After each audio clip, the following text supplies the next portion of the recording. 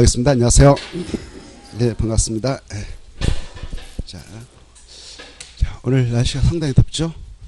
덥지만 또 잘 우리가 참으면서 최선을 다하는 하루가 되도록 합시다. 자, 오늘 국토계획법 마무리 짓고 도시개발법으로 들어갈 예정인데요. 오늘 68쪽부터 살펴볼 예정입니다. 준비됐죠? 자, 이제 좀 속도 있게 나갈 예정입니다. 68쪽 보시면 개발 밀도 관리구역, 그리고 옆에 69쪽 기반시설 부담구역, 이 양 구역은 용도 구역일까요? 아닐까요? 아니다, 이거 하시고, 그리고 이 양 구역은 같은 장소에 중복 지정할 수 있을까요? 없을까요? 없다. 이런 것들은 이제 중요하지만 기본입니다. 그리고 이 한 구역을 지정할 때는 바로 도시군 관리계 결정을 통해서 지정할까요? 그렇지 않을까요? 그렇지 않다. 그리고 이 구역의 지정은 도시군 관리계 결정 내용에 속하지 않는다. 이렇게 하시고, 이 구역들의 지정은 무슨 법에 근거해서 하는가? 국토계획법이다. 이렇게 번지수도 생각하면서 접근을 했으면 좋겠습니다. 자, 그러한 내용을 바탕으로 해서 이제 들어가 보겠는데, 먼저 이제 개발 밀도 관리구역은 바로 기반시설과 관련해서 연계해 가지고 운영을 하고자 지정한 장소가 개발 밀도 관리구역인데, 이 개발 밀도 관리구역은 이미 기반시설이 설치되어 있는, 어느 정도 구비되어 있는, 그때 기반시설이라는 것은 그쪽에 도로, 그 다음에 바로 수도, 그 다음에 하수시설, 그 다음에 바로 학교, 이런 것들을 기반시설 하는데요. 그런 기반시설이 어느 정도 구축되어 있는 그런 기개발지, 시내에 따라 지정을 해 나가게 되는 것이 개발 밀도 관리구역으로서, 이 구역을 지정하게 되는 이유는 그 구역을 지정한 이후에는 그 안에 들어가서 건축물을 건축하게 될 때 건폐율과 용적률을 세게 강화 적용해서 건축물의 규모를 좀 되도록이면 규모를 적게 건축도로 규제해서 그 안에 있는 기반시설이 아까 네 가지가 제 기능을 다 수행해 나가도록 하고 부족함을 좀 방지하자 해서 이걸 지정해 나가고 있습니다. 자, 이러한 개발 밀도를 지정하게 되는 경우는 바로 지정권자하고 지정 가능 용도적, 지정 절차, 그리고 지정되는 그 장소 네 가지, 다섯 가지, 그리고 지정의 효과, 이 정도는 좀 알고 계셔야 됩니다. 그럼 이제 보겠습니다. 개발 밀도관리 의의를 보면, 개발 밀도관리란 개발로 인하여 기반시설이 부족이 예상된다. 아까 그런 네 가지가 부족이 예상된다. 그런데 더 이상 설치가 곤란한 지역, 그게 중요해. 설치가 곤란한 지역에다 지정을 해 나갈 수 있는 게 개발 밀도 관리구역이다. 오른쪽 페이지 기반시설 부담구역이다. 개발 밀도 관리구역이다. 이걸 알아주시고, 그런 장소에 따라 지정을 하게 되는 것이 개발 밀도 관리구역. 지정이 되면 그 옆에 나오죠. 건폐율과 용률이 뭐 된다? 강화 적용되는 효과가 있다. 아주 중요하죠. 강화합니까? 완화합니까? 강화. 서두에 나와 있잖아요. 용어의 뜻에서 뜻 제일로 첫 번째 칸 보고 계셔요? 제일로 첫 번째 칸에 보고 있습니다. 자, 그래 강화 그 말 중요하고, 그 다음에 이걸 지정할 때는 지정권자 누구냐? 지정권자는 특광, 특특, 시장, 군수뿐이다. 대전광역시에서는 누가 지정할까요? 대전광역시장만. 국토교통부 장관이 와서 지정할 수 없습니다. 그래 시험에 나왔는데 국토교통부 장관이 지정권자이다 이렇게 나왔어. 그럼 틀리죠? 6명만 지정권자다. 자기에 관하겠다 6명이 지정권을 행사한다. 이렇게 기억을 하시고, 그 다음에 얘네들이 지정을 하게 될 때는 지정 가능 용도적 세 가지가 있습니다. 그 지역에다만 정하지 다른 지역은 지정할 수가 없는 겁니다. 주거적, 상업적, 공업적. 이 지역은 나름대로 개발 용도 지역으로서 1차적으로 개발이 어느 정도 이루어진 장소, 그래서 그 지역에 도로, 수도, 하수, 학교가 구축되어 있는 그런 장소, 그런 장소에다 지정을 해 나갈 수 있는 게 개발 밀도 관리구역으로서, 이것은 녹지역이라든가 비도시 관리 롱림 자연 보존지역은 지정할 수 없다. 이런 것들은 기본적으로 깨뜨리고 계셔야 됩니다.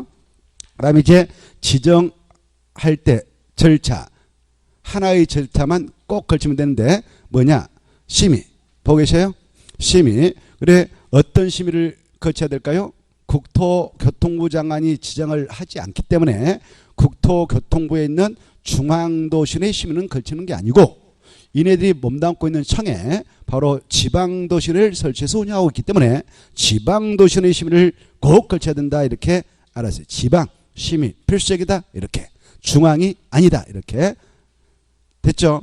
자, 이 시민 하나만 딱 걸치면 된다. 이 기구는 지방도시를 할 때 도시계획에는 그 위원들 보면 나름대로 이쪽 분야의 전문가들을 모셔다가 지금 그 위원회를 설치 운영하고 있습니다. 여러 가지 도시계획과 이 도시를 관리하는 그런 전문가 집단이에요. 대학교 교수님이라든가 도시계획과 국장님으로서 오랫동안 그 분야에서 몸담아서 그쪽 나름대로 분야의 전문가를 그 위원으로 유촉해서 그 도시계획위원회를 설치해서 운영하고 있는데 이 위원회의 심의를 꼭 거쳐야 된다. 이 대전광시장이 이걸 지정하게 될 때 대전광시장 잘 몰라요. 이쪽 분야. 그냥 선출직이기 때문에 그 자리에 딱 앉아 계시지 여러 가지 어떻게 분야 다 알겠습니까? 그래서 이쪽 분야의 전문가 집단으로 위원회를 바로 설치해서 운영하고 있는데 그 위원회의 심의를 반드시 걸쳐야 된다. 이게 중요합니다. 걸치지 않고는 절대 지정을 못하는 겁니다. 필수적이다 이렇게 하는 겁니다. 그리고 다른 절차는 필요 없습니다. 뭐 주민의 의견 듣는다? 그거 틀린 소리예요. 뭐 관계행정기관과 협의한다? 뭐 이런 거 다 필요 없는 소리고 딱 이 심의 하나만 걸치면 끝이다. 이 심의 걸치지 않고는 절대 지정할 수 없다. 이렇게 알아두세요. 자, 그래 이제 지정을 하게 될 때 지정 기준적이 있습니다. 그 기준은 일단 누가 정할까요? 개발 밀도관리 지정 기준. 국장. 그래. 아까 지정권자는 특강 특도 시장수 했는데 지정 기준은 국장이 정한다. 기준하면 국장 그랬죠. 여러 가지 계획의 수립 기준 국장, 여러 가지 구역의 지정 기준 국장 이렇게 했습니다. 그렇죠? 이런 것들은 아주 기본이죠. 기본인데 그런 걸 나왔을 때 고민하고 뭐 틀려버린다 그러면 좀 사람이라고 보기 힘들잖아요. 그렇잖아요. 우리가 공법을 공부할 때는 기본적인 내용은 좀 알면서 접근해야 되죠. 그래야 공법에 대한 내희를 갖췄다고 볼 수 있잖아요. 그렇죠? 자, 기준하면 누가 정한다? 국장 할 것도 없잖아요. 기준은. 근데 시험에서 뭐 시도사 정한다, 어쩌고저쩌고 정한다, 헛소리를 다 쓰나요? 그거 다 속임수죠. 국장이 정한다 하면 끝나는 겁니다. 자, 그 다음에 이제 이 지정할 수 있는 기준 지역을 우리 법에서 5가지로 설정하고 있습니다. 이런 지역에다 지정할 수 있는 게 뭐냐 그러면 개발 밀도 관리기지 기반설 부담구가 아니다. 이렇게. 바로 도로 서비스 수준이 매우 낮아 차량 통행 현재 지체는 지역. 보이시죠? 그때 도로가 나와 있고 그게 도로가 기반설이거든요. 그 다음에 도로율이 국토교통부에서 정하고 있는 용도지별 도로에 비해서 20% 이상 미달이 예상되는 지역. 도로율이 20% 이상 미달이 예상되는 지역. 거기도 도로가 나와 있죠? 20. 그 다음에 향후 2년에 수도에 대한 수요량이 수도시설 용량을 초과할 것으로 예상되는 지역들. 향후 2년에 바로 하수 발생량이 하수 시설 용량을 초과할 것으로 예상되는 지역들. 이런 것들이 바로 기반서인데 이런 것들이 부족이 예상된다 이겁니다. 그렇지만 더 이상 설치가 곤란한 지역이단 말이죠. 그런 데 뜻은 것이 개발 밀도이다. 그 다음에 향후 2년에 학생 수가 학교 수용 능력, 그때 학교도 기반설이고 아까 위에 하수 시설도 기반설이고 수도도 기반설, 도로도 기반설 이런 것들입니다. 자, 이런 것들이 부족에 예상되지만 더 이상 설치가 곤란한 지역이었다 는 것이 개발 밀도 혈기다 이렇게 하는 것이죠. 네, 마지막에 향후 2년에 학생 수가 학교 수용 능력을 몇 번 이상 초과할 것으로 예상되는 지역다 정할 수 있냐? 20. 그래 지정 기준적을 보니까 수치 다 2년 20, 20 끝 이렇게 되죠. 여기는 뭐 3이 보인다든가 30%가 본다든가 그러면 그건 틀리는 겁니다. 그게 시험에 나왔거든요. 지정 기준적 5개 다 써놓고 틀린 거 하나 찾아. 그래 5번에 30을 써가지고 답을 했던 출제 그 문제가 있습니다. 그래서 20, 20, 2년, 2년 이러면 끝나는 겁니다. 자, 그 다음에 이 개발 밀도관리 지정된 장소, 개발 밀도관리 지정된 장소를 이제 지정권자들이 그냥 방치하는 거 아닙니다. 관리합니다. 자기들이 지정해 놓고 사후 관리를 해요. 그 안에 기반설의 변화가 발생했다. 그 안에 아까 도로, 수도, 하수시설, 학교 같은 기반설의 변화가 발생했다. 그러면 즉시 검토할까요? 주기적으로 검토할까요? 거기 봐봐요. 주기적으로 검토해라. 이걸 가지고 또 즉시 검토를 한다 이렇게 나왔어요. 시험에서. 바로 주기적으로 검토해서 그걸 그 안에 지금 적용되고 있는 용적률을 때로는 더 풀어줄 수 있고 완화 조치를 해줄 수도 있고 또 강화 조치를 취할 수 있으며 필요하다면 아예 해제 조치를 해라 이렇게 하고 있습니다. 지정이 된 후에 관리를 할 때 그 안에 아까 그런 4가지 기반설 변화가 발생하면 주기로 검토해 가지고 그 안에서 지금 적용되고 있는 용적률을 때로는 좀 완화 조치를 해 나갈 수도 있고 때로는 강화 조치도 할 수 있고 필요 없으면 그 구역이 필요 없으면 해제 조치를 해야 한다 이렇게 알아두시면 좋겠습니다. 아까 지정이 되고 난 후에는 그 효과로서 건폐율 또는 용률이 강화되는 효과가 있다 했지만 그 안에서 기반수로 변화가 발생했을 때는 주기로 검토해서 그 안에 적용되고 있는 용률을 때로는 완화 조치를 취할 수 있고 강화 조치를 취할 수 있고 필요 없으면 그 구역을 해제하는 조치를 취할 수 있다. 이 편하고 좀 헷갈리지 않도록 잘 정리를 했으면 좋겠다. 그리고 이 개발 밀도 관리를 지정하게 될 때는 경계선을 정확하게 해서 혼선을 방지해야 됩니다. 그래서 여기다 개발 밀도를 지정했다 그러면 개발 밀도가 지정된 그곳에 편입된 대지에서는 건축물을 건축할 때 건폐율과 용률이 강화되며 특히 용적률은 그 용도 지역에 적용되는 것에서 50%까지 강화되는 효과가 있도록 법에 명시적 규정을 두고 있지 않습니까? 이게 아주 중요한데 그래 용적률이 바로 50% 강화된다는 것은 이 구역을 지정하기 전까지만 하더라도 그 대지에 따라 건축물 건축하게 될 때 빌딩으로서 50층짜리 빌딩을 세울 수 있는 땅이었는데 이 구역이 지정된 이후에는 용적률이 50% 강화되는 효과가 있게 됨으로써 25층 이하밖에 못 지는 땅이 된다 이 말입니다. 25층을 날려버리는 효과가 있다 그 말이죠. 그래함으로써 그 지역의 인구입을 최소화하고 둔화시켜서 그 기존에 있는 도로, 수도, 하수도 그 다음에 학교 같은 기반설이 바로 부족함이 없도록 충분히 그 기능을 발휘해 나가도록 하기 위해서 지정한 장소가 개발 밀도 관리입니다. 그래서 이 개발 밀도를 지정하는 지정권자들은 지정하게 될 때 경계선을 정확하게 표시해서 바로 고시를 해줘야 돼요. 그때 도로면 도로, 하천이면 하천, 특색 있는 지형물을 이용해서 여기까지가 개발 밀도 관리이다 라고 경계선을 명확화해서 고시를 해 주도록 돼 있다. 이렇게 알아주시면 이 파트는 끝나는 겁니다. 나 보지 마시고 교재 이제 봅시다. 자, 거기서 키포인트는 강화. 아주 중요하다. 첫머리 아까 용어의 뜻에서 강화.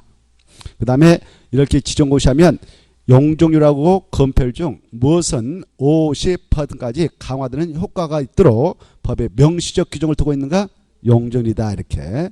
그리고 지정 가능 용도지역은 3가지밖에 없다. 주거, 상업, 공업지역에만 지정할 수 있지 다른 지역은 절대 지정 못하는 것이다. 법적으로 이렇게 지정할 때는 시민은 필수적이다. 다른 지역 절대 필요 없다. 꼭 알아셔요. 자, 이 정도가 키포인트다 하겠습니다. 자, 그 다음에 바로 69페이지 기반설 부담계획과 기반설 설치계획과 기반설 그 설치 비용 문제를 보겠습니다. 이 파트에서는 꼭 나와요.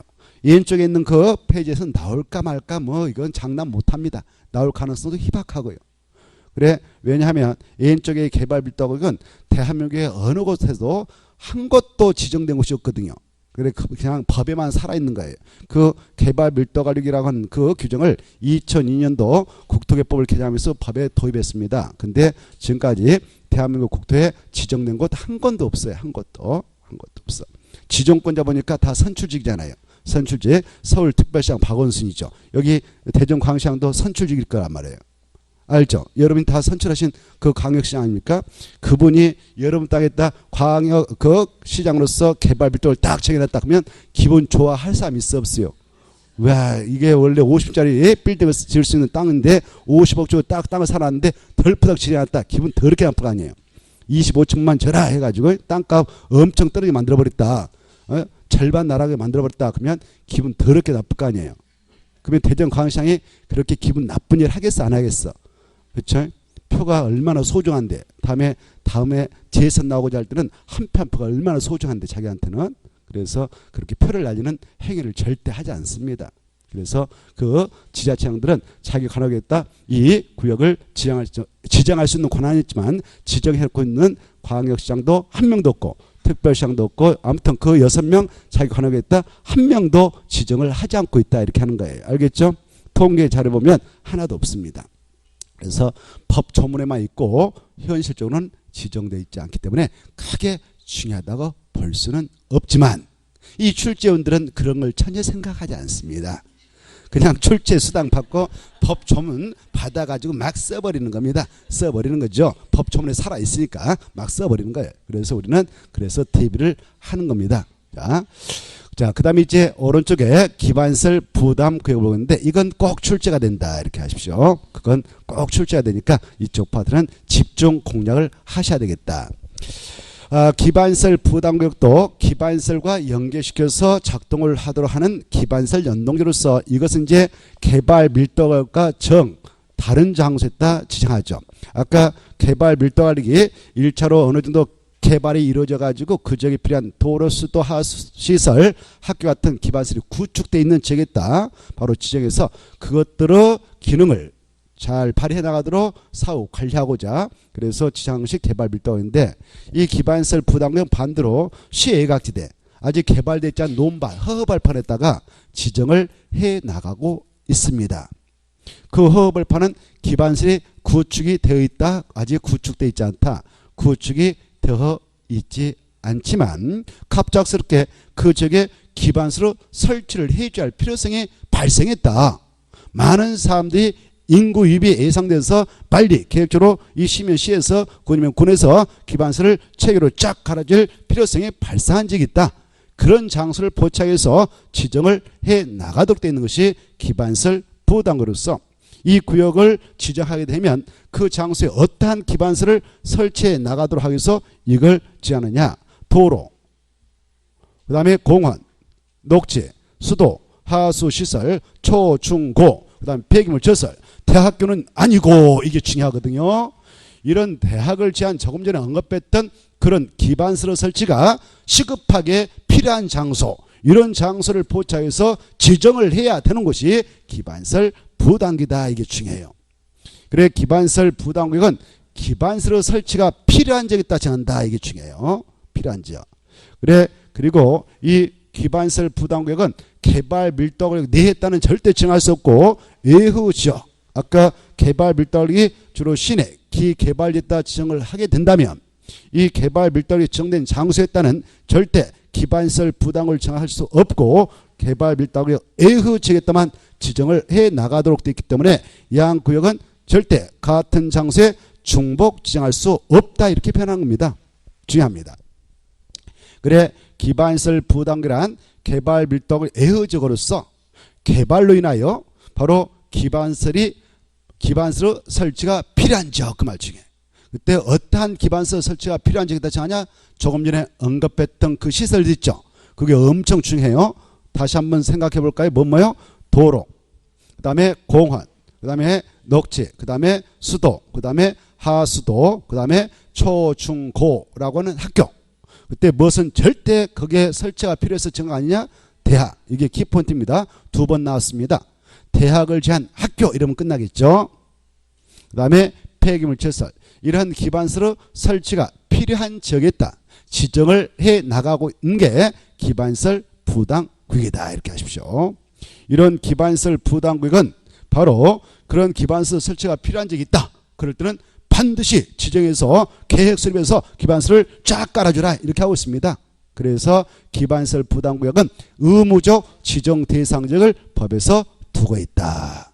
의무적 지정 대상지역을 두고 있지 않으면 지정할 수도 있고 안 할 수도 있다 라고 법에 규정하고 있다면 지정권자들 할 일이 너무 많으니까 방치해버릴 겁니다. 지정하지 않고. 그래서 야 기반설 설치가 지금 빨리 필요하니까 기반설 부담을 빨리 지정을 해줘라 라고 의무화를 가고 있습니다. 그래서 기반설 부담구역은 의무적 지정 대상지역이 4가지가 있다. 이게 중요해요. 그걸 가지고 2번 나왔습니다. 2번 출제했습니다. 그걸 4가지 지역을 쫙 꿰뚫고 계셔야 돼요. 알겠죠? 4가지 지역. 그 4가지 지역은 속뜻을 딱 분석해보면 개발행위 집중지역이에요. 뭐라고요? 개발행위 집중지역. 막 건축물을 팍팍팍 지을 수 있는 그런 개발행위 집중지역이 있다면 그 지역을 관할하고 있는 지자체장인 6명 꼭 지정을 해야 한다. 이렇게 법에서 의무를 가하고 있습니다. 그래 그때 의무적 지정 대상지를 보면 그 지역에 원래 시외각지대 허업을 파녔는데 갑작스럽게 그 적에 적용되고 있던 법령이 개정돼 버렸습니다. 아니면 새롭게 제정되었습니다. 그리함으로써 종려면에서 여러 가지 건축 행위 제한이 완화돼 버렸습니다. 해제돼 버렸습니다. 완화 해제되면 개발행위가 집중될까요? 집중되지 않을까요? 집중되죠. 그렇죠? 반대로 행위 제한이 강화돼 버렸다. 그러면 개발행위가 집중될 리 만무하겠죠. 그래서 법령의 제정 개정으로 인하여 그 적의 행위 제한이 완화되거나 해제된 적이 있으면 그만큼 그 적은 개발행위가 집중되어서 건축물이 엄청 건설이 될 것이고 그리함으로써 많은 사람이 유입될 것이며 그리함으로 기반시설 설치가 빨리 필요하니까 빨리 지정을 해줘라 이렇게 하고 있습니다. 알겠죠? 자, 그거 완화 해제 그 말 포인트 잡고 또 그 지역의 용도적 등이 보고 계시죠? 용도지역 등할 때 등은 용도구역도 포함되는 겁니다. 용도지역, 용도지구, 용도 이런 것들이 다 내포되는 것이 용도지역 등이에요. 그래 이 지역이 있는데 지금 이 지역이 원래 여기 보세요. 이 지역의 땅이 지금 자연 녹지역에 딱 가정합시다. 자연 녹지역이고 허업을 판이었습니다. 이 지역은 자연 녹지역이라면 바로 건축물을 건축하게 될 때에 아파트 질 수 있을까요? 없을까요? 없습니다. 그리고 바로 허용되는 건축물을 건축할 때 몇 층 이하밖에 못 지냐 법적으로 4층 이하밖에 못 집니다. 그리고 허용되는 건축물을 건축할 때 바로 건폐는 최대 한도가 20%밖에 허용되지 않습니다. 천정부터 대지를 하나 준비해놨다. 자연녹지역에서 그러면 확보 가능한 최대 건축면 200 정도만 확보할 수 있는 것이죠. 건축면적은 800은 빈 땅으로 나눠야 되는 겁니다. 그리고 용적으로는 최대 한도 얼마까지 허용됩니까? 100%까지 허용되죠. 그렇죠? 자, 이랬던 자연 녹지역을 어느 부로 갑작스럽게 용도지를 변경 고시했습니다. 제3종 일반 주거지다라고. 제3종 일반 주거로 용도지역을 변경 고시하게 되면 종전에 자연 녹지였던 시절보다 제3종인 이 일반 주거지로 변경되면 바로 행위 제한이 완화될까요? 강화될까요? 완화되는 방향으로 용도지역이 변경됐다 이렇게 할 수 있어요. 이제 3종으로 변경 고시되면 바로 그 지역은 아파트를 질 수 있는 땅이 되어버리죠. 그리고 건폐율은 최대 얼마까지 허용되어 버리냐? 50%까지 허용되죠. 3종이면. 그리고 용적은 최단도 몇 %까지 완화됩니까? 300까지 풀려지죠.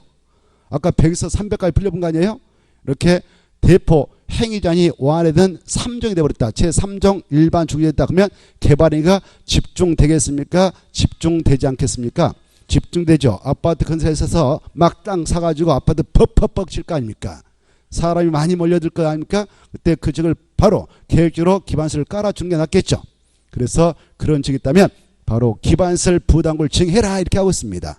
용도적 등이 변경됨으로써 바로 행위 제한이 완화된 즉도 개발행위 집중적으로 간주해서 기반시설 부담을 의무로 지정을 하도록 돼 있다 이렇게 하시고 또 그때 등이라고 하는 것은 용도 구역도 내포되어 있다고 그랬죠. 예컨대 이 땅이 원래 제3종 일반 주로 지정이 더 있었는데 이대로 나누면 바로 물질산 시가가 예상되기 때문에 바로 여기 거기에다가 바로 시가와 조정을 탁 지정했다 합시다. 어느 부로 지정했습니다. 시가와 조정으로 지정해버리면 바로 건축물 중에서도 주택은 신축 자체가 법적으로 금지됩니다. 공부했죠 우리가. 시가와 조정으로 지정돼버리면 주택 신축 된다 안 된다? 안 돼요. 그 땅이 비록 제3종 일반 주거지역에서 바로 아파트인 주택도 질 수 있는 땅이었지만 그대로 나누면 안 되겠다 싶어서 그 위에다가 덜크덩 시가와 조정을 지정해버리면 바로 아파트는 그냥 주택이라고 생긴 것은 신축 자체가 법적으로 일체 금지됩니다. 그만큼 센 책이 시가와 조정이거든요. 그리고 나서 시가와 유보기한을 5년에서 20년을 보면서 바로 딱 고시를 해주지 않습니까? 그 기간 동안은 바로 아까 주택의 시축이 금지됩니다. 그랬던 시가와 조정을 내일 해제 고시했다 합시다. 해제해버렸어. 해제하면 이제 제3종 일반 주거지 살아 숨쉬는 거예요. 알겠나요? 그러면 바로 행위 제한이 완화될까요? 강화될까요? 완화되죠. 이와 같이 용도 지역 등이 해제됐을 때도 행위자니 완화된 것 같단 말이에요. 그때도 개발행위가 집중될 가능성이 있기 때문에 그때도 지정을 해야 된다. 이렇게 알아두십시오. 이해되죠? 자, 그렇게 응용해서 출제된 바 있으니까 그걸 잘 생각해 두시고, 또 그 지역의 개발행위 허가 건수가 전년도 대비 바로 전년도 들어와서 몇 퍼센트 증가하게 된 지역이 있다면 개발행위 집중적으로 간주해서 지정을 하게 되느냐? 20%. 개발행위 허가 건수가 20% 증가한 지역, 이것도 포인트 잡고, 이런 지역이 있다면 무슨 구역으로 지정해야 된다? 기반시설 부담구역. 보고 계시죠? 또 자, 그 특정적 이 대전광역시 전체 작년도 인구 증가율이 3%밖에 증가 안 했습니다. 근데 저 유성구 쪽에 특정적을 조사해 보니까 바로 작년도 인구 증가율이 30%나 증가했네요. 그러면 이 시 인구 증가, 이 광역시 인구 증가율 전체 대비 그 특정적 인구 증가율은 전년도 27%더 높다, 이렇게 표현하는 거예요. 이해돼요? 그저 뭔가 개발이가 집중되고 있기 때문에 그만큼 인구 증가율이 높다고 보는 것이죠. 그런 적이 있다면 그 지역도 의무적으로 지정해라, 이렇게 하고 있습니다. 그래, 이 여기 광역시 인구 증가율 전년도라고 하는데 전년도 인구 증가율이 3%다. 근데 유성구 특정적인 인구 증가율이 아까 30%다 더 높았다. 그러면 시 인구 증가율 대비 특정적의 인구 증가율은 27% 높다, 이렇게 표현해요. 우리 법에서는 몇 퍼센트만 높아도 개발행위 집중적으로 간주해서 지정을 꼭 하도록 되어 있느냐? 20%만 높아도, 이렇게. 알겠죠? 자, 그걸 딱 봐두세요. 인구 증가율이 20% 증가한 지역, 높은 지역. 그리고 개발행위 허가 건수가 20% 증가한 지역. 그 다음에 바로 그 용도적 등이 변경되거나 해제됨으로써 행위자니 완화된 지역. 법령의 제정, 개정으로 인하여 행위자니 완화, 해제된 지역. 자, 여기에다 포인트 딱 잡아주고 이런 지역에다 지정을 해야 하는 것이 뭐냐? 그러면 기반시설 부담구역이다, 이렇게 알아주십시오. 자, 그리고 우리는 지금 두 가지 구역의 지정 그 장소들을 공부했습니다. 개발 밀도각을 지정해 나갈 수 있는 지역 5가지를 보았고, 기반시설 부담구역을 지정해야 되는 의무적 지정 대상을 보았습니다. 아까 그런 4가지는 기반시설 부담구역을 의무로 지정해야 하고, 그런 지역이 아니더라도 개발행위가 집중되고 있다라고 판단이 되면 임의적으로 기반시설 부담구역을 지정할 수도 있습니다. 알겠죠? 지난주 우리가 또 공부했는데 이건 어떤 구역으로 지정할 수 있나 한번 들어보세요.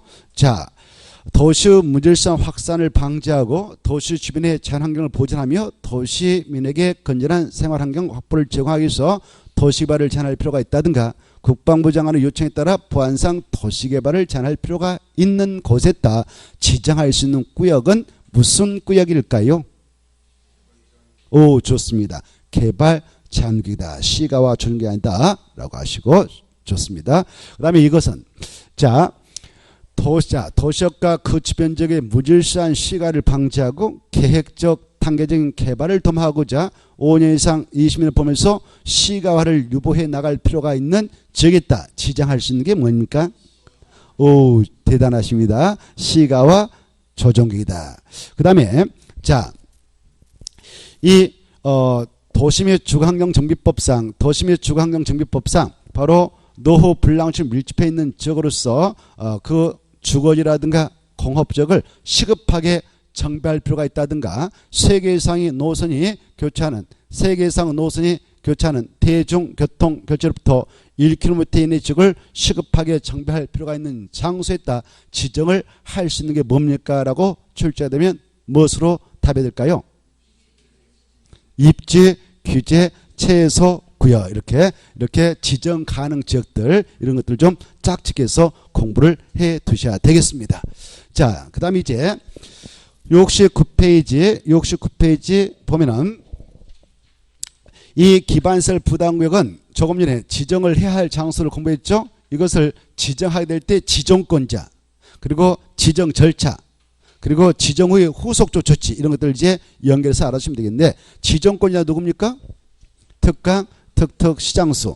지정 기준은 누가 정합니까? 국장이. 그 다음에 지정 절차는 2가지를 꼭 걸친다. 아까 왼쪽에 개발 밀도각은 하나의 절차만 꼭 걸치게 됐는데 이것은 2가지 절차를 필요로 한다. 바로 주민 의견을 꼭 들어야 되고 지방도시의 심의를 꼭 거쳐서 지정고시한다. 이렇게 하십시오. 지정고시하고 나서 후속 조치로서 해야 할 일이 있다. 지정권자들은 이 대전광시장이 기반시설 부담금을 지정했다면 후속 조치로서 이 안에 기반시설을 이렇게 우선순위에서 깔아 나가도록 하겠다라는 계획을 수립해야 되는데 그 계획을 기반시설 설치기로 한다. 이 계획을 몇 년에 수립을 해야 하는가? 1년이다. 만약 1년 이내 수립하지 않으면 그 지정되었던 기반시설 부담 계획은 1년이 되는 날 다음 날에 해제된 걸로 간주한다. 근데 아까 개발 밀도를 지정하고 나서 1년에 무슨 계획을 수립하는 것은 없다. 이것도 생각해 두시기 바랍니다. 그래 기반시설 부담금은 지정고시하고 나서 몇 년에 수립한다고요? 1년. 중요합니다. 1년에 그 기반시설 설치계획을 수립해야 돼가지고 수립하자면 1년이 된 날 다음 날에 그 구역은 해제된 걸로 봅니다. 그래 이제 수립을 하게 되었다면 1년에 수립해서 딱 나눴다면 바로 그 계획대로 기반시설이 쫙 깔릴 거 아닙니까? 그리고 나서 우리가 그 안에 땅을 가지고 있는 자라면 이제 기반시설인 도로, 공원, 녹지, 수도, 하수도, 학교 쫙, 대학교체 그리고 폐물시설이 쫙 깔려있기 때문에 자기들 땅에다 건물만 탁탁 세우면 되죠 이제. 그래 건축물을 신축하고 증축을 함으로써 개발을 많이 창출했던 친구들 바로 그 이익을 일부 환수해서 그 지역에 필요한 기반시설 설치비용으로 쓰겠다라고 하고 있는데 그래서 우리 민간이 또 그 비용을 부담해야 하는 경우가 있습니다. 어떨 때만 그 돈을 내게 하느냐? 신축과 증축. 그래 우리 민간에게 부담시킬 수 있는 비용은 20%까지 부담을 시킬 수가 있다. 몇 %까지요? 20%. 그리고 특강 특특시장수께서는 25%까지 가감할 수 있는 권한이 있습니다. 자, 이런 기반시설 설치 비용을 내게 할 때 신축과 증축을 하게 할 때만 내게 되는데 연면적 200제곱미터를 초과하는 신축과 증축을 할 때 내게 돼 있다. 근데 기존 건축물을 철거하고 새로이 그 더 크게 하는 증축을 한다. 또 더 커서 크게 집을 짓는다. 신축한다. 기존 걸 철거하고 기존 면적 더 초과해서 집을 짓는 것을 신축이라고 하지 않습니까? 이렇게 신축과 증축을 하게 될 때 기존 건축을 완전히 철거하고 다시 세운다면 기존의 그 연면적을 포함해서 이 기반시설 설치 비용을 계산할까요? 제하고 그 새롭게 추가된 면적만 가지고 계산해서 내게 할까요? 그랬습니다. 기존 면적은 제하고 새로이 더 그 증가된 면적만 바로 계산해서 기반시설 설치 비용을 내도록 하고 있다. 이거 좀 봐두시고 그 다음에 이 기반시설 설치 비용을 내야 할 때 내는 방법은 현금, 카드 다 되고요. 그 다음에 토지인 물납도 된다 안 된다? 된다. 이게 아주 중요하죠. 토지인 물납도 인정받을 수 있다. 아주 중요하고 그리고 이 기반시설 설치 비용을 내야 할 의무자가 있습니다. 내야 할 의무자는 그 구역의 토지는 A가 소유하고 있고 A의 토지를 B가 임차받아서 건축행위라고 하는 신축과 증축을 B가 했다면 그때는 누가 그 기반시설 설치 비용을 내야 할까요? 그렇습니다. B, 건축행위자인 B가 내지 토지 소유는 내는 것 아니다. 이렇게 알아두시고 그리고 원래 그 안에서 신축, 증축하겠다라고 A라는 사람이 허가를 받아왔습니다. 받아가지고 공사를 B한테 줬습니다. 그때 그 공사를 맡았던 B가 낼까요? 아니면 이 A가 낼까요? A가 내야 되는 겁니다. 건물주가 내지 바로 그 공사를 위탁한 자, 바로 위탁한 자가 내야 되지 위탁받은 자가 내는 거 아니다. 알겠죠? 자, 그 다음에 이제 이 건축주의 지위가 변경되는 것가 있습니다. 갑동이라는 사람이 아까 200제곱미터 초과하는 그 신축공사를 하겠다라고 바로 건축을 받아왔습니다. 근데 자기가 다 공사를 마무리시키지 못하고 바로 을동이한테 지위를 넘겨줬습니다. 서류하고 그 땅하고 싹 서류를 넘겨줘 버렸어요. 을동이한테 뭐 팔았다든가 그럴 수도 있죠. 이 건축의 효과는 이전성이 있습니다. 부조로. 그래서 을동이가 넘겨받았다면 바로 그 지위를 승계해 준 자가 낼까요? 승계한 자가 낼까요? 승계한 자가 낸다. 이렇게 알아두시기 바랍니다. 자, 그 다음에 이 기반시설 설치 비용을 내야 할 자들이 내지 않기 위해서 계약서 같은 서류를 조작하다가 걸렸다. 이 기반시설 설치 비용을 면탈, 경감 받으려고 서류를 조작해서 위법한 행위를 하다 걸렸다. 그러면 잡아갑니다. 3년 이하의 징역 또는 경감 면탈하려 했던 비용의 3배 상당한 금액에 벌금으로 처벌을 내리게 된다. 이것 알아두셔야 되겠죠. 있습니까? 없습니까? 있을 겁니다. 자, 거기까지 좀 잘 알아두시기 바라고, 그 다음에 이 기반설 설치 비용, 이 기반설 설치 비용은 바로 어디다 써야 되냐? 기반설 설치 비용을 부과했던 기반설 부담구역이 있을 건데 그 구역 내에 기반설을 설치하고 용지 확보하는 데 써야 되는 겁니다. 다른 동네에다 도로 만드는 데 써서는 안 되는 겁니다. 그래, 그 구역에서 이 기반설 설치 비용을 사용하고도 남은 잔액이 있을 수가 있는데 그 잔액도 다른 동네에다 도로 뚫어주고 공원 만들 때 써서는 안 되는 겁니다. 그 잔액도 그 기반설 부담구역과 밖에 있는 기반설을 연계하는 데다, 바로 기반설 부담구역 내 도로하고 밖에 있는 도로를 연결한단다. 그럴 때만 쓰는 거지, 연계한 데다만 써야 되지 다른 동네에다 함부로 써서는 안 된다. 이렇게 좀 봐두실 필요가 있습니다. 그런 내용 있나요, 없나요? 있죠. 몇 번에 있나요?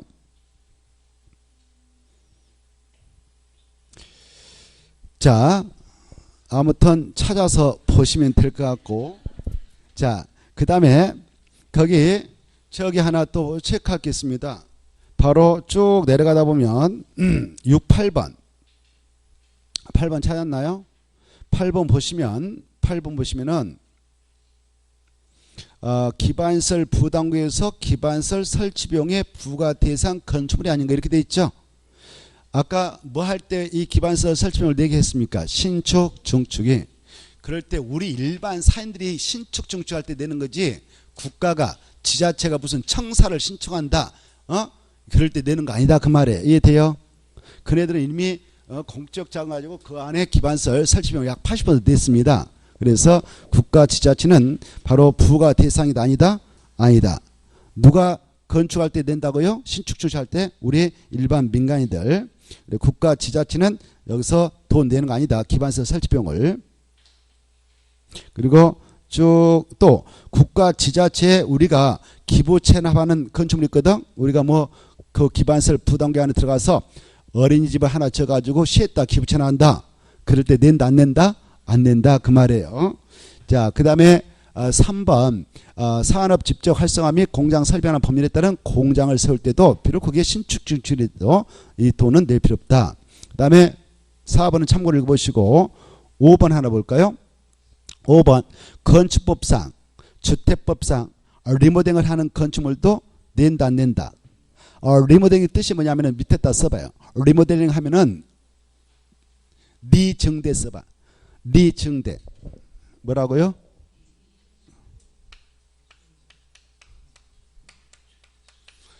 이렇게 써놔요. 리모델링 뭐다고요? 리증대. 그래서 증축, 일부 증축하는 그리고 대수선 하는 행위를 리모델링 행위라고 하잖아요. 건축물의 노화학적 기능 향상을 위해서 대수선하는 행위이거나 일부 증축하는 행위를 리모델링 한다라고 공부했죠. 그래서 리모델링이라는 용어 속에가 무엇과 무엇이 내포되어 있다고요? 증축하고 대수선이 내포되어 있습니다. 그래서 이거 할 때 바로 이 리모델링 차 이거 할 때게 이 기반설 설치비용 내느냐? 아니다 그 말이에요. 이해돼요? 알겠죠? 그래, 건축법상 주택법상 리모델링을 하는 건축물은 이 돈 낸다 안 낸다? 안 낸다. 작년에 그게 나왔어요. 작년에. 자, 그 다음에 그 나머지는 6번도 볼까? 부속 용도의 시설 중 뭘 건축할 때도 낼 필요 없는가? 주차장. 부속 용도의 시설물이라고 할 수 있는 주차장을 설치할 때도 이 돈 내라고 할 수 없습니다. 그리고 밑에 지방도시원에 꼭 심의 거쳐야 된다. 이거 받으시고요. 그리고 이 기반설 부담구역을 지냈던 지정권자가 기반설 부담구역을 수립합니다. 기반설 부담구역에다 줄 거예요. 마지막에 기반설 부담구역을 수립하고 변경할 때도 절차는 두 가지를 꼭 거쳐야 된다. 주민 의견 꼭 듣고 지방도시원의 심의를 꼭 거쳐서 수립하게 돼 있구나 이렇게 받으시고, 기반설 부담구역에 설치가 필요한 기반설에 해당하는 것은 이런 것이 있다 이렇게 돼 있는데 거기 무엇은 제된다 이게 중요하다고 그랬습니까? 대학은 제한다. 포함한 것이 아니다. 이게 아주 중요하고 오른쪽 넘어오셔서 선이 나올 건데요. 기반시설 부담구역에서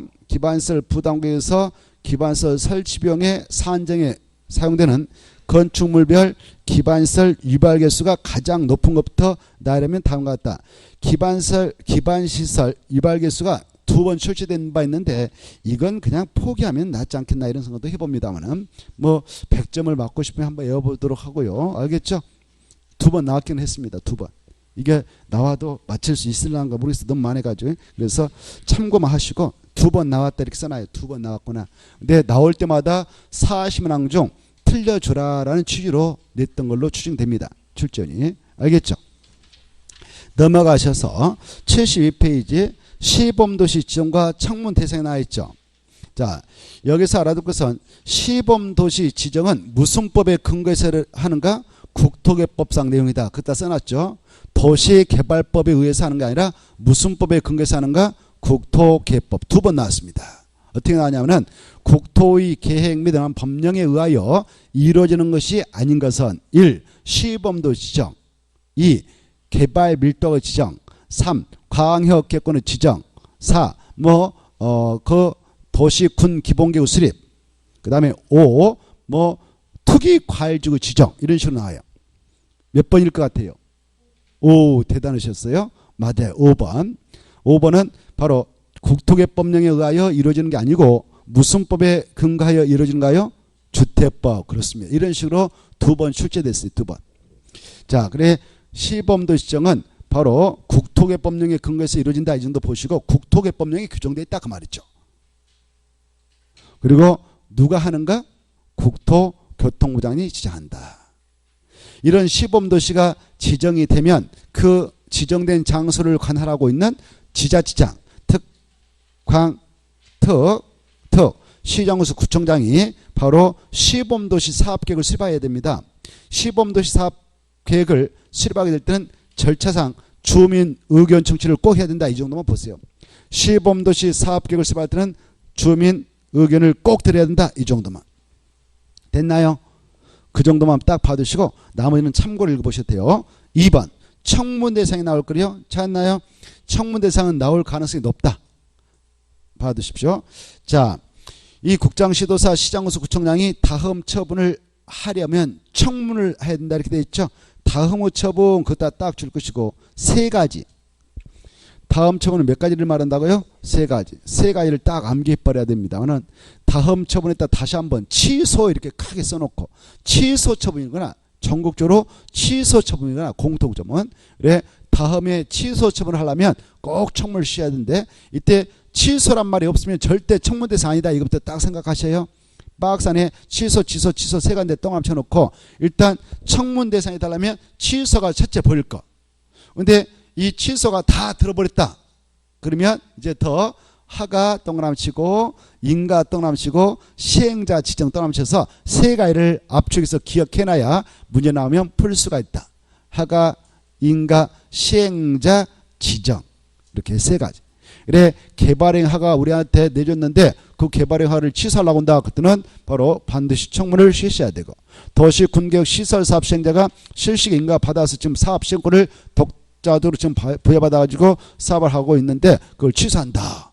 그때도 꼭 청문을 실시해야 되고 행정청이 아닌 시행자 바로 시행자 지정을 해놓고 시행자 지정을 또 취소해보려고 한다. 아웃시켜보려고 한다. 그때도 반드시 청문을 실시해서 억울한 사연을 꼭 들어줘야 된다. 이렇게 알아주십시오. 3가지는 반드시 기하시고 광역 도시계획 승인 취소 그 다음에 도시군 기본계획 승인 취소 이런 것은 청문 대상 아닙니다. 지구 단위 계획구역의 지정 취소 어떤 구역의 지정 취소 이런 것들은 청문 대상 아닙니다. 혼란을 야기시키면서 출제를 하고 있으니까 그것을 정확하게 기억을 해 두시면 좋겠습니다. 그 다음에 73페이지에 국토개법령상 타인 토지에 출입등이 나와 있죠. 그건 아주 관심 있게 잘 정리해 두셔야 됩니다. 그 자체가 한 문제감이기도 하죠. 자, 이미 여러 번 살펴봤기 때문에 키포인트만 잡고 넘어가겠는데 먼저 출입할 수 있는 주체는 바로 국장, 시도사, 시장, 군수인 여러 가지 계획의 수립권자이면서 이방권자이기도 하죠. 그래 또 이네들은 도시군객시설 사업을 시행해 나가게 될 때 행정청의 시행자로 등극하는 자들이기도 합니다. 그네들이 바로 그 여러 가지 계획, 광역 도시계획, 도시군기본계획 이런 계획을 수립을 위한 그 기초조사를 하게 되는데 기초조사자 필요하면 타인 토지 출입을 할 수 있는 권한이 있어요.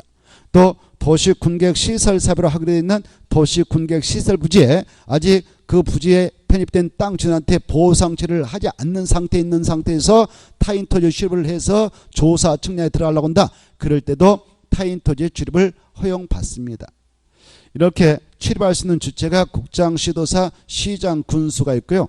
도시군계획 시설사업 시행자가 있는데 그네들은 그 사업을 준비하기 위해서 여러 가지 계획을 수립하기 위한 준비차 타인 토지에 출입을 할 수 있고 출입해서 필요하다면 나무 토지를 바로 임시 통로로 재료 적재장으로 일시 사용도 할 수 있고 흙나무 돌 같은 장애물을 변경 제거할 수 있다 없다 있다 이렇게 받으시고 이런 거 할 수 있는데 이럴 때는 절차만 거치면 된다. 법적 절차만 거치면 합법적인 행위가 된다. 합법적인 행위였지만 그로 인하여 바로 그 특정인한테 어떤 재산상 손실을 뺐다면 그 이상은 손실보상만 해주면 되는 것이다. 손해배상까지 할 거 아니다. 손실보상만 해주면 되는 것이다. 이렇게 하시고요. 일단 출입할 때 절차는 바로 동의받지 않습니다. 여러분 토지에 이렇게 있는데 그네들이 이렇게 들어간다, 출입한다.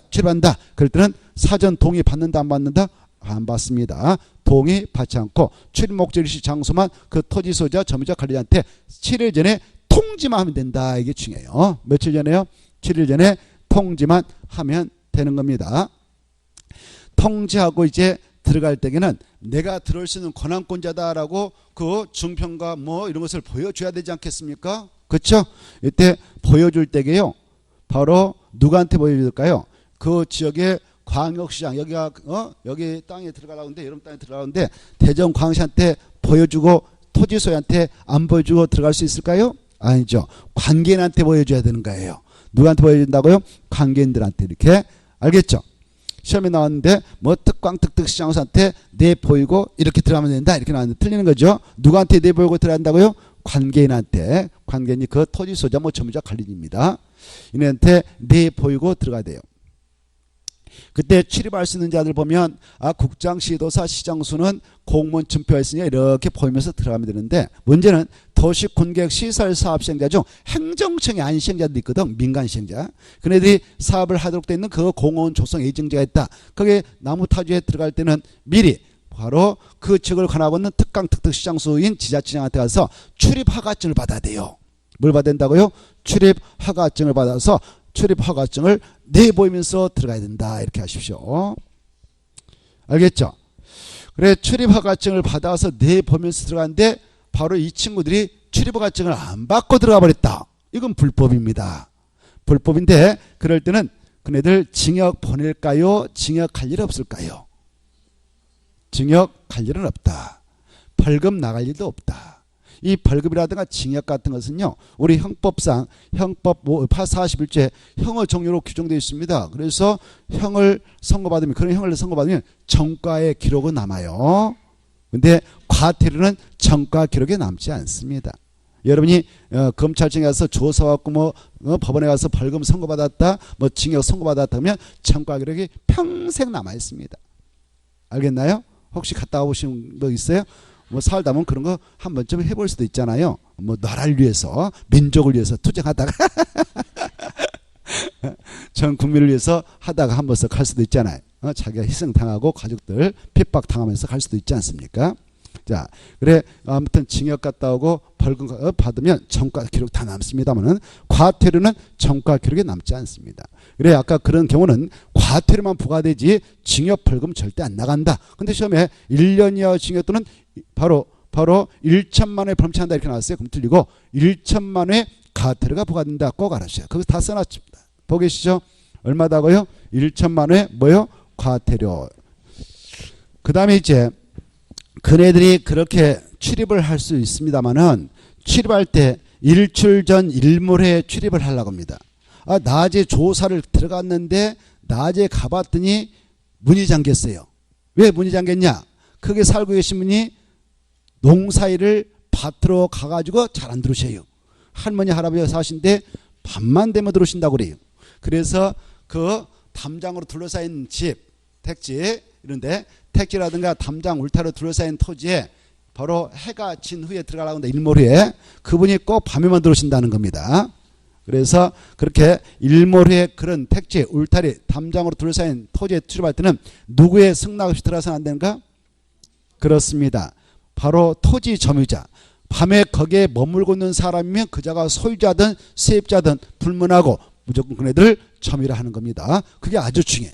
일출 전 또 그 택지 안에 살고 계신 분이 울타리 담장으로 쳐놓고 살고 계신 분이 새벽녘만 꼭 들어오신다는 겁니다. 새벽녘에 조사해보니까 야근하고 날마다 밤만 되면 야근하고 새벽에 폭 들어왔다가 또 나간다는 겁니다. 만나야 될 거 아니에요. 그래서 일출 전 일몰에 택지 울타리 담장으로 둘러싸인 그런 토지에 들어갈 때는 누구의 승낙 없이 들어가서 안 되니까 점유자다. 아주 중요합니다. 그게 키포인트다. 소유자가 아니다. 점유자의 승낙 없이 들어갈 수 없다. 이렇게 하십시오. 그런 점유자도 정당한 사유 없이 그걸 거부하거나 방해해서는 안 되는 겁니다. 그 친구가 정당한 사유 없이 거부 방해하면 그 친구도 위법자로서 1천만 원의 과태료가 부과된다. 여기까지 연결해서 알아두실 필요가 있고요. 이제 나름대로 적법 절차 거쳐가지고 타인 토지에 일단 출입했습니다. 7일에 통지하고 들어갔습니다. 들어가서 조사 측량하다 보니까 그 타인 토지를 바로 일시 한 5일 동안 쫙 재료 적시하러 아니면 임시통로로 좀 일시 사용을 할 필요가 발생했습니다. 일시 사용 찾아보시고 찾았나요? 중요한데 일시 사용 찾아보시고 일시 사용할 필요가 있다든가 흙나무 장애물을 변경 사용할 필요가 있다. 장애물 변경 제거 찾아보시고 일시 사용 장애물 변경 제거 두 가지 용어 찾아요. 일시 사용 장애물 변경 제거 찾았나요? 그럴 때는 동의가 필요하다. 이게 중요해요. 뭐가 필요하다고요? 동의. 토지 소유자 점유자 관리자의 동의를 받아야 된다. 아까 출입할 때는 동의 받지 않았습니다. 법적으로. 근데 일시 사용 찾았죠? 그리고 장애물 변경 제거 찾았죠? 그때는 뭐 받아야 된다고요? 동의. 그래 토지 소유자의 동의를 받도록 되어 있다. 근데 동의를 받으려 하는데 바로 현장에 아무도 없어가지고 그네들 또 그자들은 줄서고서 불명으로 동의를 받을 수 없게 됐다. 동의를 받을 수 없게 되면 동의 대신에 행정청이 안 시행자는 그 사실을 행정청이 시행자는 행정청인 도시군계획시설사업 시행자는 그 사실을 관할 특강특특시장소한테 통지하면 동의받은 걸로 의제 처리해줍니다. 그리고 행정청이 안 시행자는 바로 동의받지 못했다면 그 대신 그 특강특특시장소한테 허가를 받아야 됩니다. 허가 받으면 동의받은 걸로 의제 처리한다는 거. 이런 절차 이제 걸쳤습니다. 걸쳐가지고 타인 토지에 들어가서 그 장애물을 제거해간다. 감나무 뭐 500만 원짜리를 제거를 하고 온다. 그때 아까 동의받으라고 그랬죠. 이제 동의받고 절차 다 걸쳤습니다. 그걸 제거하려고 합니다. 그럴 때도 3일 전에 또 통지해 준다. 중에 며칠 전에요? 3일 전에 통지도 않은 거 가서 나무 썩썩 베고 있다 하면 속 터져버리죠. 그렇죠? 그래서 며칠 전에 통지해야 된다고요? 3일 전에. 7일이 아니다. 7일이 아니라 3일 전에. 자 이렇게 나름대로 적법 절차를 거쳐서 그 감나무 500만 원짜리를 변경했다든가 뭐 제거했다 합시다. 그때는 손실보상을 해줘야 됩니다. 감나무값 보상해줘야 된다 그 말이죠. 이 보상은 누가 해주냐? 바로 행위자가 할까요? 행위자가 속한 행정청에서 할까요? 그렇습니다. 대전광시 시장이 시켜가지고 뭐 9급짜리 6급짜리 7급짜리 와서 행위했습니다. 감나무 뱄습니다. 그러면 감나무 뱄던 그 고문 7급이 자기 사비갖고 보상한다? 말 안 되잖아요. 행위자가 하는 게 아니라 그 행위자가 속한 대전광시의 예산 가지고 보상을 해주는 것이다. 이걸 행위자가 속한 행정청에서 보상한다 이렇게 하는 겁니다. 중요하죠. 그 다음에 바로 시행자들 뭐 행정청에 안 시행자 내포되는데 그네들은 자기들이 보상하면 되는 겁니다. 이네들을 행위자가 속한 행정청 도시군계획시설사업시행자를 묶어서 손실을 보상할 자 이렇게 합니다.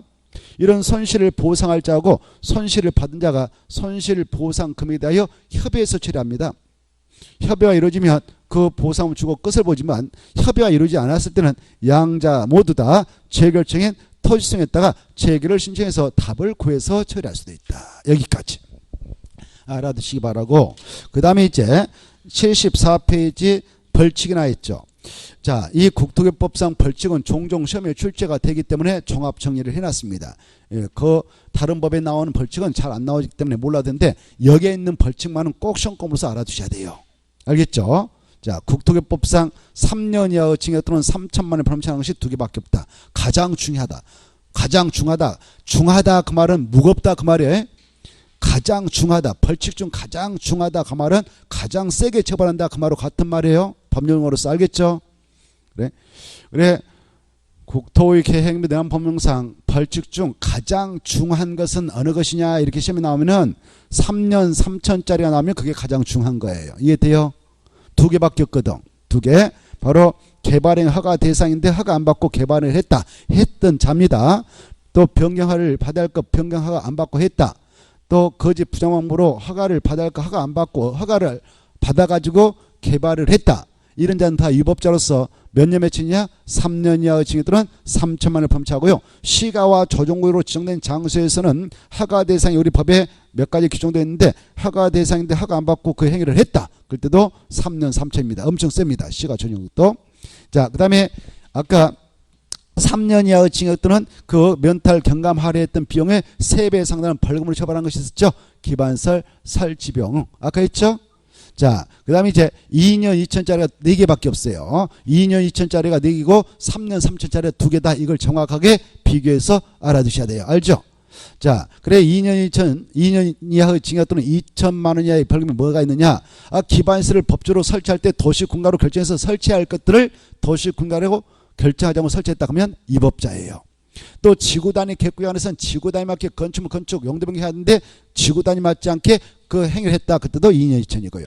공동구가 설치됐는데 공동구에다 설치할 시설을 공동구에 수용하지 아니한 자들도 2년 2천입니다. 용도적 용도 지구 안에서의 여러가지 건축행위 제한을 위반한 자도 2년 2천이다. 여기까지 좀 알아두십시오. 됐죠?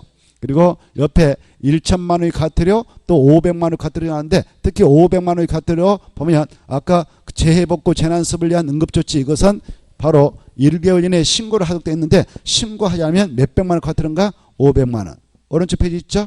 여기까지 읽어보시고 자 국토교법 접겠습니다.